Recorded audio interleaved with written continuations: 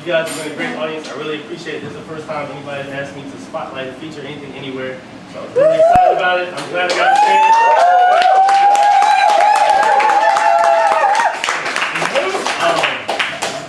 This is the last poem I'm going to do. All three of these poems, by the way, are in my book. It will be coming out at the end of the month. Just in case you forgot from 10 minutes ago when I said it.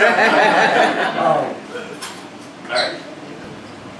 Being the only white guy at a poetry event presents the perception of two possible outcomes. You're either going to be phenomenal or fucking awful. But I've never been a fan of middle ground. No one remembers mediocrity. Being the only white guy at a club means being too afraid of judgment to dance and blaming it on hereditary lack of rhythm. At a rap concert, it means certain words must be omitted when singing along with your favorite song. At church, it's having to focus extra hard not to clap off beat because everyone is waiting for you to slip up and realizing that you can't do that and sing at the same time.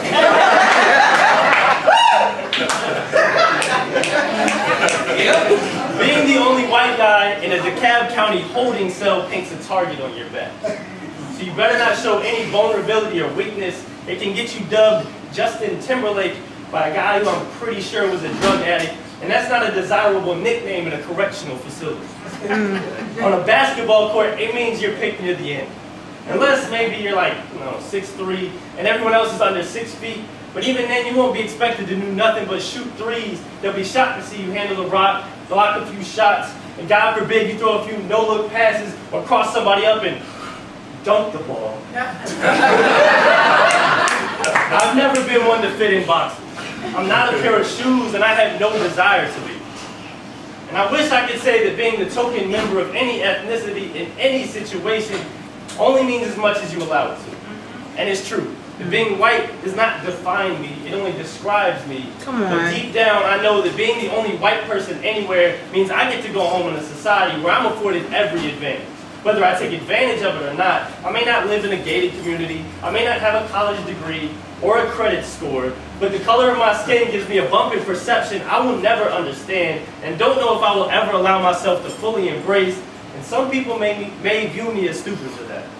No matter how many times I'm the only white guy in a given situation, or how many times I'm stopped and searched by the cops without probable cause, or watched a little too closely in a store, or how many African American studies classes I take, no matter how many times my white friends ask me questions about black culture like I'm some sort of ambassador brought to bridge the gap between two races that are really just long-lost relatives with a strained relationship, I will never have the full perspective of a black man in America.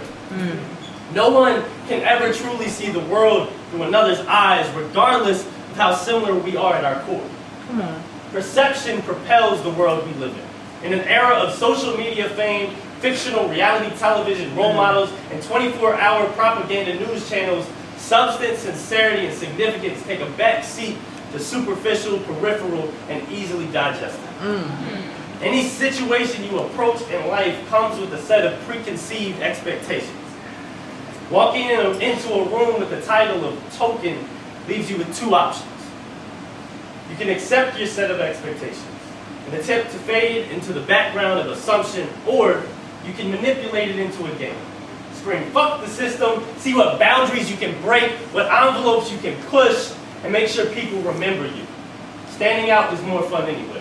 Right. Thank you.